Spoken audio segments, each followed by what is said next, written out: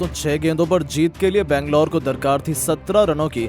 बल्लेबाजी कर रहे थे किंग कोहली, सामने चुनौती थी ट्रेंट बोल्ट की।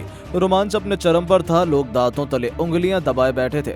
फिर हुआ ऐसा चमत्कार, पलट गया आईपीएल के 17 सालों का इतिहास। तो आखिर संजू और विराट की भिड़ंत में किस बल्लेबाज ने की है सबसे अधिक चौके छक्कों की बरसात? क्या कुछ हुआ पारी के उस रोंगटे खड़े कर देने वाले अंतिम ओवर में जिसमें लोगों की सांसें थम गई थी?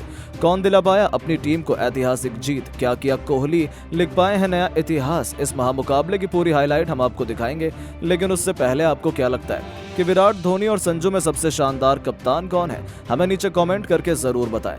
दोस्तों, जिस घड़ी का इंतजार लोगों को महीनों से था वो आ चुकी है। दुनिया के सबसे खूंखार खिलाड़ियों के बीच 2 महीनों तक हुए आईपीएल 2024 के घमासान के बाद पहले एलिमिनेटर में बेंगलोर और राजस्थान एक दूसरे के आमने सामने थी। मुकाबला शुरू होने से पहले ही रोमांच और उत्साह अपने चरम पर था, क्योंकि भारत के सबसे महानतम खिलाड़ी विराट कोहली की बेंगलोर के खिलाफ दुनिया के सबसे बड़े नरेंद्र मोदी स्टेडियम में संजू सैमसन की राजस्थान की क्रिकेट टीम चुनौती लेकर आई थी। दोनों एक दूसरे को धूल चटाने के लिए बेकरार नजर आ रहे थे। इस मुकाबले में जब सिक्का उछला तब गिरा बेंगलोर के कप्तान डुप्लेसी के पक्ष में। आंख मूंदकर उन्होंने पहले गेंदबाजी चुनी। राजस्थान के लिए बल्लेबाजी करने टॉम कॉलर कैडमोर के साथ यशस्वी जायसवाल की जोड़ी मैदान में उतरी। ये दोनों अपनी टीम को आक्रामक शुरुआत दिलाना चाहते थे और कुछ इसी अंदाज में इन्होंने बल्लेबाजी करनी भी शुरू कर दी। देखते ही देखते ताबड़तोड़ चौके छक्कों की बरसात कर उन्होंने 5 ओवर में ही 55 रन जोड़ दिए थे। बेंगलोर के फैंस की तो हालत अभी से खराब होने लगी थी, लेकिन कोहली की चालाकी एक बार फिर राजस्थान पर भारी पड़ी। उन्होंने पावर प्ले का अंतिम ओवर दिया स्वप्निल सिंह को और इस खिलाड़ी ने लगातार 2 गेंदों पर वो कारनामा किया जिसे देखकर पूरे स्टेडियम की आंखें फटी की फटी रह गईं। जी हां, उन्होंने लगातार 2 गेंदों पर पहले कैडमोर को चलता किया, तो फिर नंबर 3 पर बैटिंग करने उतरे रोमन पवेल को तो उन्होंने खाता भी खोलने का मौका नहीं दिया। 2 गेंद पर 2 विकेट लेकर स्वप्निल ने पूरा मैच ही पलट दिया। अचानक से पूरा स्टेडियम आरसीबी के नारों से गूंज उठा था। जी हां दोस्तों, फैंस का जोश तो देखते ही बनता था।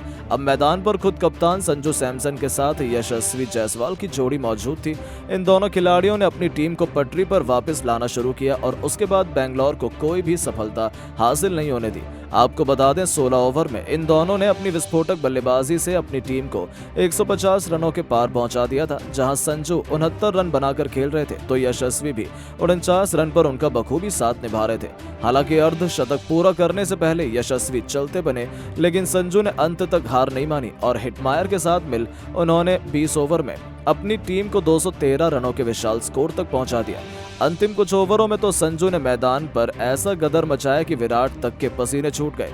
जी हां दोस्तों, संजू सैमसन ने ऐतिहासिक पारी खेलते हुए केवल 50 गेंद पर ही 106 रन ठोक डाले थे, जिसमें 9 तूफानी छक्के भी शुमार थे। तो वहीं हिटमायर ने भी 14 गेंदों पर 29 रनों की आतिशी पारी खेली थी। इन दोनों की बदौलत बेंगलोर को जीत के लिए 214 रन बनाने थे।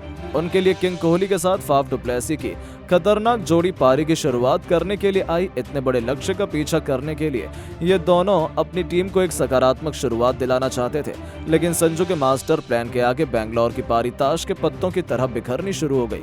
क्रिकेट को फुटबॉल बनाने के लिए मशहूर ट्रेंट बोल्ट ने आते ही अपने पहले ही ओवर में पहले डुप्लेसी तो फिर रजत पाटीदार का शिकार कर पूरे स्टेडियम में सन्नाटा ला दिया था। बेंगलोर की तो हालत खराब हो गई थी। दोस्तों, बोल्ट ने पहले ही ओवर में बेंगलोर की कमर तोड़कर रख दी। यहाँ से किसी एक बल्लेबाज को टिककर बल्लेबाजी करने की जरूरत थी।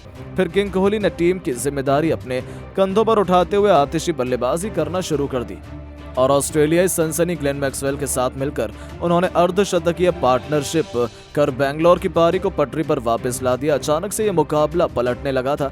विराट ने पलक झपकते ही अपना अर्धशतक केवल 29 गेंदों में ही पूरा कर संजू की हालत खराब कर दी थी। राजस्थान वापसी करना चाहती थी और इस बार इसका जिम्मा संजू ने सौंपा अपने भरोसेमंद युजवेंद्र चहल के कंधों पर और गेंदबाजी करने आए चहल ने मैक्सवेल को अपने जाल में फंसा लिया। 49 रन बनाकर मैक्सवेल भी चलते बने, जिनके बाद बल्लेबाजी करने आए खुद दिनेश कार्तिक मौजूद थे। उन्हें देखकर पूरे स्टेडियम खुशी से झूम उठा था।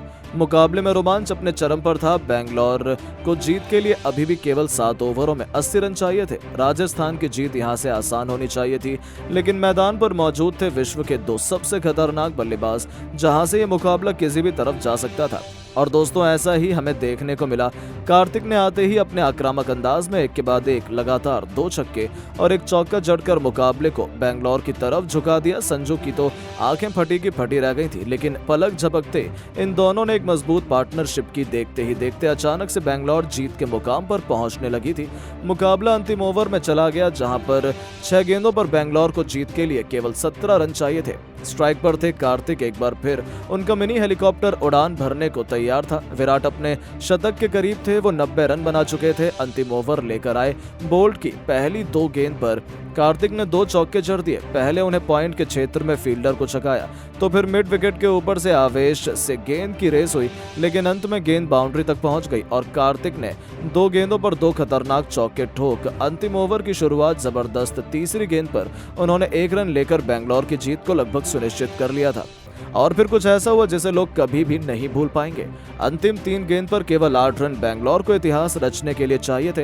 हालांकि चौथी गेंद पर बोल्ट ने जोरदार बाउंसर से विराट को छकाया। अब मैच आखिरी 2 गेंदों में था, लेकिन यहाँ विकेट कीपर संजू से भारी चूक हो जाती है और ओवर थ्रो के चलते एक बार फिर विराट ने 2 रन बटोर लिए। इसके बाद तो विराट का गुस्सा देखने लायक था, क्योंकि अब आखिरी 2 गेंद में बेंगलोर को जीत के लिए केवल 6 रन चाहिए थे। मैच किसी भी तरफ जा सकता था। सभी फैंस ऊपर वाले से हाथ जोड़कर प्रार्थना कर रहे थे।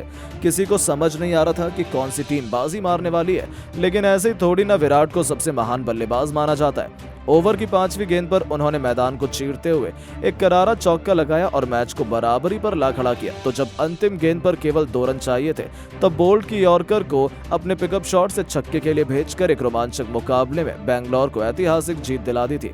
और इसी के साथ किंग कोहली ने केवल 56 गेंद पर अपना ऐतिहासिक शतक पूरा कर अपनी टीम को सेमीफाइनल में पहुंचाया और इतिहास के पन्नों में अपना नाम सुनहरे अक्षरों में लिखवाया। जी हां दोस्तों, इस तरीके से विराट ने कार्तिक के साथ ये मुकाबला पलटा था। उसे देखते हुए तो यही लगता है कि ये दोनों विराट को आईपीएल चैंपियन बनाकर ही दम लेंगे। लेकिन दोस्तों, आपको क्या लगता है कि कोलकाता और बेंगलोर में कौन सी टीम बन सकती है आईपीएल 2024 की चैंपियन? हमें नीचे कमेंट करके जरूर बताएं और ऐसे ही शानदार खबरों के लिए हमारे चैनल को सब्सक्राइब करना ना भूलें। धन्यवाद।